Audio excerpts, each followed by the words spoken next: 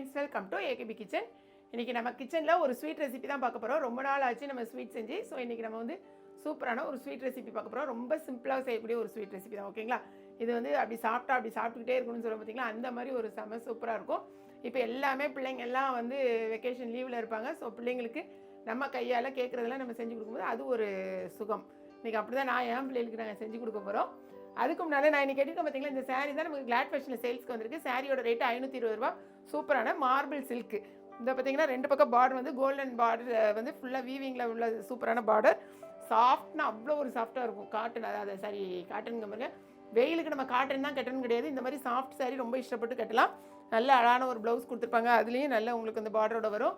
நல்ல ஆஃபீஸ் வியராக இருக்கட்டும், நல்ல நீங்கள் வேலைக்கு போகிறவங்களுக்குலாம் சூப்பராக இருக்கும். இதான் வந்து உங்களுக்கு முந்தி, இது ப்ளவுஸு. 8 கலர் அவைலபிளாக இருக்குது.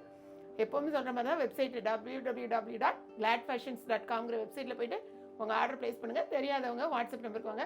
ஃபுல் வீடியோ என்னென்ன கலர்ஸில் இருக்குதுன்னு பார்க்கணுன்னா காலையில் 8 மணிக்கு நம்மளுடைய கிளாட் ஃபேஷன் யூடியூப் சேனலில் வரும். அதை செக் பண்ணிவிட்டு அப்புறமா ஆர்டர் ப்ளேஸ் பண்ணுங்கள். ஓகேங்களா? இப்போ நம்ம வந்து வீடியோவில் போய் என்னென்ன பண்ணுறோன்னு பார்க்கலாம். இதுக்கு நான் எடுத்துருக்கிறது பார்த்தீங்கன்னா 1/2 கப்பு பாசி பருப்பு எடுத்து வச்சுருக்கேன் பாருங்கள். இந்த பாசி பருப்பை வந்து 1/2 கப் எடுத்துக்கணும். ஃபஸ்ட்டில் இதை லைட்டாக வந்து வறுத்துக்கலாம். நீங்கள் எந்த பாத்திரத்தில் வந்து ஒருவேளை குக்கரில் நான் இன்றைக்கி வைக்க போகிறேன், அவிக்கிறது மட்டும் குக்கரில் வைக்க போகிறேன். நீங்கள் குக்கரில் வைக்காமல் பாத்திரத்தில் வச்சு அவிக்கிறீங்கன்னா அந்த பாத்திரத்தில் வறுத்துக்கோங்க. ஓகேங்களா? 4 தடவை 5 தடவை நம்ம மாற்ற வேண்டாம்னு சொல்லிட்டு நான் இன்றைக்கி குக்கரில் போட்டு இதை வந்து வறுத்து எடுத்துக்க போகிறேன். ஸோ குக்கர் கொஞ்சம் சூடாகட்டும்.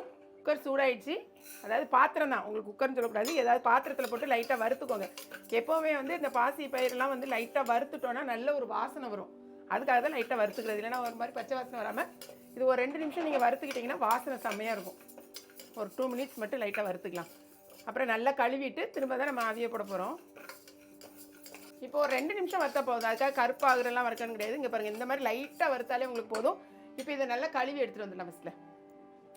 இப்போ நமக்கு பருப்பு வந்து ஒரு விசில் வந்து கரெக்டாக 3 நிமிஷத்தில், அதாவது சிம் பண்ணி 3 நிமிஷத்தில் நம்ம எடுத்து வச்சாச்சு. இது கொஞ்சம் வந்து ஸ்டீம் போகட்டும், அது வரைக்கும் வெயிட் பண்ணலாம்.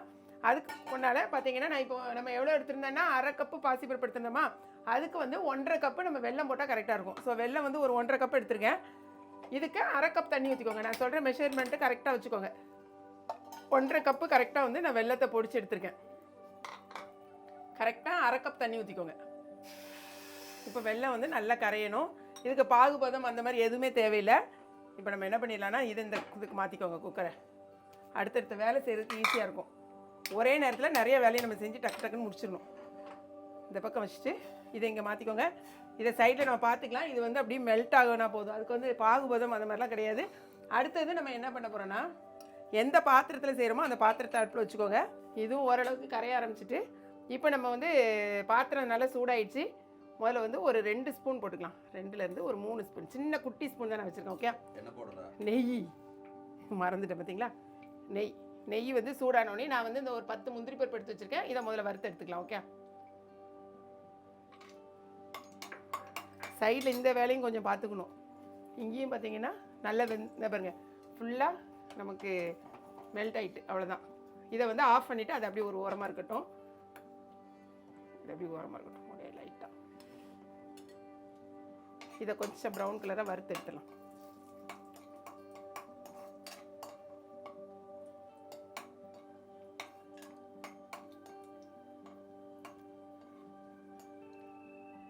இந்த மாதிரி ப்ரௌன் கலர் ஆனோனையும் நீங்கள் வந்து முந்திரி பருப்பு எடுத்து வச்சுக்கோங்க. அடுத்தது பார்த்தீங்கன்னா இந்த டெய்லியே கூட கொஞ்சம் நெய் ஊற்றிக்கலாம். இன்னும் 2 ஸ்பூன் ஊற்றிக்கலான்னு. இதுக்கு கொஞ்சம் நெய் கூட தான் ஆகும். ஒரு 8 ஸ்பூன் 10 ஸ்பூன் கிட்ட ஆகும். நான் குட்டி ஸ்பூனாக இருக்கிறதுனால ஒரு 10 ஸ்பூன் கூட கிட்ட ஆகும். நெய் ஊற்றியாச்சு. இப்போ நல்லா சூடாக தான் இருக்குது. ஒரு 1/4 கப்பு, இது எல்லாமே மெஷரிங் கப்புக்கு தான் நான் அளவு சொல்கிறேன். 1/4 கப்பு வந்து ரவை. இங்கே பாருங்கள், போட்டோடனே எப்படி பொரியுதுன்னு. இதை போட்டு நல்லா ஒரு 2 நிமிஷத்துக்கு நல்லா இந்த மாதிரி கிளறி விடுங்க. நெய்லேயே இது வந்து நல்லா வறுபடட்டும். நெய்யில் வந்து ரவை வறுக்கும் போதே இங்கே பாருங்கள், நான் வந்து ஒரு 3 துண்டு இருக்கும் தேங்காய், அதை மிக்சியில் போட்டு அடித்து வச்சுருக்கேன். நீங்கள் துருவி வச்சுக்கிட்டாலும் சரி, அதையும் இது கூடயே போட்டுக்கோங்க. போட்டு தேங்காவையும் சேர்த்து நெய்யில் போட்டு நல்லா வறுத்துக்கலாம். இப்படி சிம்மில் போட்டு வருங்க. ரொம்ப ஹையில் போட்டு வறுத்துற வேணாம், நல்ல சிம்மில் போட்டு வைங்க. இப்போ வந்து நம்ம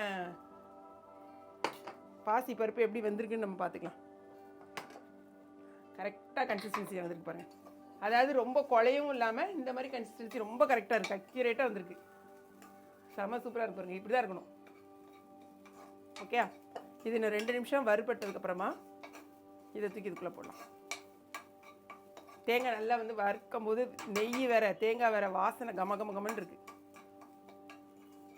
இந்த 2 நிமிஷம் வறுத்துட்டு இங்கே பாருங்கள், இதை இப்படி லைட்டாக ஒரு கிளறி விட்டுக்கோங்க. இப்போ கரெக்டான கன்சிஸ்டன்சி தான், இது கரெக்டாக இருக்குது. இப்படி ரொம்ப போட்டு கடையாதீங்க, இந்த மாதிரி லைட்டாக கிளறி விட்டுட்டு இப்போ நம்ம அதுக்குள்ளே சேர்த்துக்கலாம். ஓகே,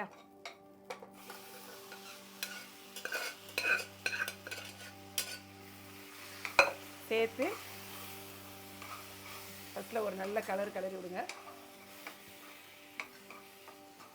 பார்த்தீங்களா, இந்த அளவுக்கு நல்லா கிளறிட்டு இப்போ நம்ம எடுத்து வச்சுருக்க வெல்லம் அதை வந்து அதுக்குள்ளே ஊற்றப்புறம் அதை வந்து ஃபில்ட்ரு பண்ணி ஊற்றிக்கோங்க.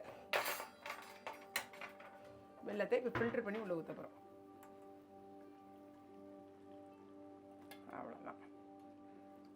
இது முதல்ல பார்க்கும்போது உங்களுக்கு அப்படியே லூஸாக இருந்த மாதிரி இருக்கும். கொஞ்சம் நேரம் நீங்கள் கிளற உங்களுக்கு வந்து நல்ல திக்னஸ் ஆக ஆரம்பிச்சிடும். இதை நிதானமாக நல்லா கிளறி விட்டுக்கோங்க. 1/2 கப்பு பாசிப்பருப்புக்கு 1.5 கப் வெல்லம். ஓகேயா, அது கரெக்டான உங்களுக்கு அளவு கரெக்டாக இருக்கும். இல்லை ரொம்ப உங்களுக்கு வந்து ஸ்வீட் பிடிக்காது அப்படின்னா கொஞ்சம் கம்மி பண்ணிக்கோங்க. இது ரொம்ப நல்லாயிருக்கும். இது வந்து செட்டிநாடு ஸ்பெஷல் உட்காரை. ஓகே, அப்படியே மீடியம் ஃப்ளேமில் போட்டுக்கோங்க. இப்போ பார்த்தீங்கன்னா நான் சிம்மில் போட்டு தான் நல்லா கிளறி விட்டுட்ருக்கேன். அந்த தண்ணி வந்து நம்ம ரவை சேர்த்துருக்கறதுனால கொஞ்சம் தண்ணி வந்து டக்குன்னு குறைய ஆரம்பிக்கும். இதே மாதிரி கன்சிஸ்டன்சியில் கொடுப்பேன். எப்போவுமே ஸ்வீட் செய்யும்போது நம்ம கொஞ்சமாக சால்ட் ஆட் பண்ணிக்கோங்க. அப்போ தான் ஸ்வீட்டை வந்து நல்லா வந்து தூக்கி கொடுக்கும். என்ஹான்ஸ் பண்ணும். கொஞ்சம் சும்மா ஒரு சின்ன பிஞ்ச் அளவுக்கு வச்சா போதும். போட்டுட்டு இப்போ நம்ம எடுத்து வச்சுருக்கிற நெய்யிலேருந்து 2 ஸ்பூன் எடுத்து ஊற்றிக்கோங்க. ஓகே, போட்டு நல்லா கிளறி விடுங்க. கொஞ்சம் கன்சிஸ்டன்சி கொஞ்சம் திக்காகும். கொஞ்சம் நேரம் கிளறி விட்டுட்டு காமிக்கிறேன். இப்போ பார்த்தீங்கன்னா சூப்பராக நமக்கு கன்சிஸ்டன்சி எப்படி வந்துட்டுன்னு பாருங்களேன். இப்படி இழுக்கும் போது வந்துட்டா, கீழே எதுவுமே ஒட்டக்கூடாது. நல்ல மீடியம் ஃப்ளேமில் போட்டுக்கோங்க. திக்னஸ் எந்த அளவுக்கு நமக்கு வந்துட்டு பார்த்தீங்களா, நமக்கு வந்து கரெக்டான கன்சிஸ்டன்சி நமக்கு வந்துட்டு. இந்த ஸ்டேஜில் நான் வந்து கொஞ்சமாக ஏலக்காய் போட்டுக்கிறேனே. ஏலக்காய் எப்போவுமே நான் வந்து மிக்சியில் போட்டு அடித்து ஒரு டப்பாவில் வச்சுருப்பேன். கூடவே வறுத்து வச்சுருக்கிறேன் முந்திரி பருப்பு சேர்த்துக்கோங்க. கடைசியாக ஒரு 2 ஸ்பூன் நெய். இது சின்ன பிள்ளைங்களுக்கு நீங்கள் கொடுங்க. அதாவது ஏஜ் குரூப் பார்த்து கொடுங்க. ரொம்ப அதாவது எல்லாமே நெய் தான் போடணும் அப்படிங்கிறது கிடையாது.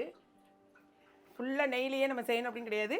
கொஞ்சம் வந்து நீங்கள் ஆயிலும் ஆட் பண்ணிக்கலாம். இப்போ 4 ஸ்பூன் நெய் ஊற்றுனீங்கன்னா 4 ஸ்பூன் வந்து அதாவது கடலை எண்ணெய் நல்லெண்ணெய் ஊற்றாமல் ஸ்மெல் வராத எண்ணெய்ன்னு சொல்ல பார்த்தீங்கன்னா அந்த மாதிரி ஆயில் நீங்கள் சேர்த்துக்கோங்க. சூப்பராக தான் இருக்கும். இப்போ சின்ன பிள்ளைங்களுக்கு நீங்கள் கொடுக்குறதா இருந்தால் ஃபுல்லாகவே நீங்கள் நெய்யில் செஞ்சு கொடுங்க. இப்போ பார்த்தீங்கன்னா பாருங்கள் எந்த கன்சிஸ்டன்சியில் நமக்கு வந்துட்டுன்னு தெரியுதா. அப்படி ஒட்டாமல் சூப்பராக வந்துட்டு இருந்தால் கன்சிஸ்டன்சி நமக்கு கரெக்டாக இருக்குது. இது நீங்கள் ஆஃப் பண்ணிட்டீங்கன்னா கொஞ்சம் நேரம் கழிச்சு இன்னுமே திக்னஸ் ஆகும்.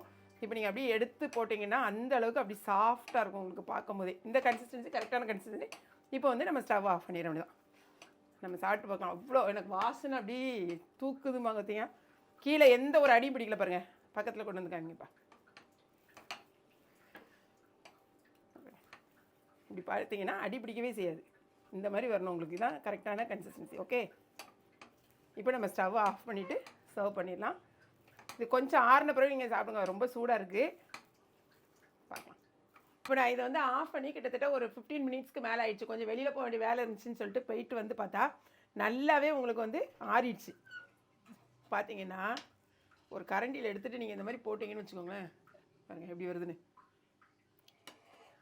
அப்படி எப்படி சொல்கிறதுனா டேஸ்ட்டும் அல்டிமேட்டாக இருக்குது. எங்கள் ஊர் வந்து ஆக்சுவலாக திருநெல்வேலி சைடில் பார்த்தீங்கன்னா பயங்கர ஃபேமஸ் வந்து திருநெல்வேலியில் அல்வா. இது வந்து செட்டிநாடு ஸ்பெஷல். அப்பா வந்தோடனே முதல்ல எடுத்து வாயில் எடுத்து டேஸ்ட் பார்த்துட்டேன். அந்த ஒரு அளவுக்கு டேஸ்ட் இருக்குது. நீங்கள் வந்து ஒரு கரண்டியில் எடுத்து இப்படி எடுத்திங்கன்னா அதாவது வந்து நான் ஒரு ஷேப்புக்காக இப்படி எடுத்துகிட்டு இருக்கேன். அவ்வளோதான். செம்ம சூப்பராக இருக்குது. நம்ம டேஸ்ட் பார்த்துலாம்.